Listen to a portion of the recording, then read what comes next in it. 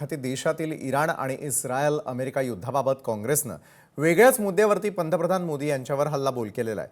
America आणि Iran दरम्यान सध्या युद्धविरामाच्या चर्चा सुरू असल्याचा दावा अमेरिकेचे राष्ट्राध्यक्ष डोनाल्ड ट्रम्प यांनी केलेला आहे। या चर्चेमध्ये पाकिस्तान मध्यस्थीची भूमिका पार पाडत असल्याचं वृत्त आहे।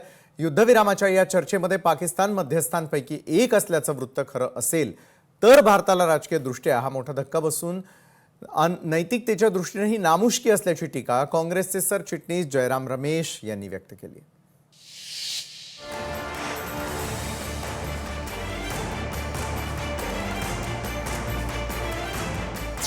इराण आणि अमेरिकेच्या चर्चेत पाकिस्तानची मध्यस्थी, पाकची मध्यस्थी भारतासाठी राजनैतिक नामुष्की।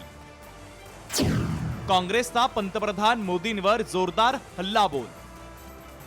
अमेरिकेचे राष्ट्राध्यक्ष डोनाल्ड ट्रम्प यांनी सोमवारी इराणसोबतच्या युद्धामध्ये 5 दिवसांचा युद्धविराम असल्याची घोषणा केली। युद्ध संपवण्याबाबत इराणशी चर्चा सुरू असल्याचा दावा ट्रम्प यांनी केला। या चर्चेत असलेल्या मध्यस्थांपैकी एक मध्यस्थ पाकिस्तान असल्याचं वृत्त काही माध्यमांनी दिलंय। या वृत्ताचा आधार घेत काँग्रेसचे सरचिटणीस जयराम रमेश यांनी पंतप्रधान मोदींवर टीकास्त्र डागलं असून पाकिस्तानची मध्यस्थी भारतासाठी राजनैतिक नामुष्की असल्याचं जयराम रमेश यांनी म्हटलंय।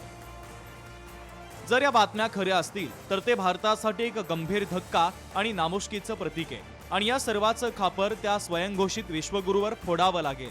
गेल्या वर्षभरापासून हे अगदी स्पष्ट झालंय की ऑपरेशन सिंदूरमधील आपलं लष्करी यश निर्विवाद असूनही कटू वास्तव हेच आहे की त्यानंतरच्या काळात पाकिस्तानची राजनैतिक सक्रियता आणि नरेटिव्ह मॅनेजमेंट हे मोदी सरकारच्या तुलनेत कितीतरी सरस ठरलंय। राजकीय, सामाजिक, आर्थिक आणि जागतिक अशा सर्वच पातळ्यांवर अत्यंत नाजूक स्थितीमध्ये असलेल्या पाकिस्तानला यामुळे जणू काही नवसंजीवनीच मिळाली आहे। या घडामोडींमुळे भारताच्या परराष्ट्र धोरणाबाबत प्रश्नचिन्ह निर्माण झालं असून या विषयावर अधिक स्पष्ट भूमिका घेण्याची गरज आहे।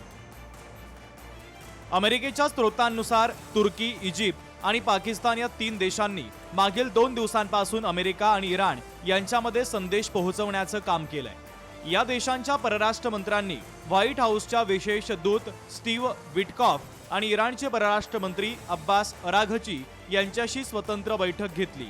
असं असेल तर नक्कीच भारतासाठी ही बाब हितावह नाही। भारतानं नेहमी जगभरात शांततेचा संदेश दिलाय। आखाती देशामध्ये सुरू असलेल्या तणावाच्या परिस्थितीत भारत सरकारनं दोन्ही देशांना शांततेचा संदेश देण्याची आवश्यकता होती।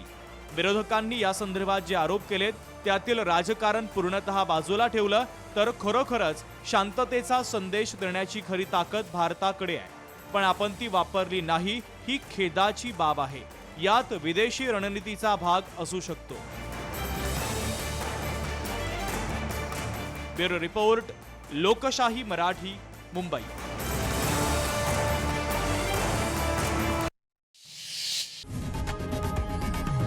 लोकशाही मराठी ऐका, पहा, जागरूक रहा।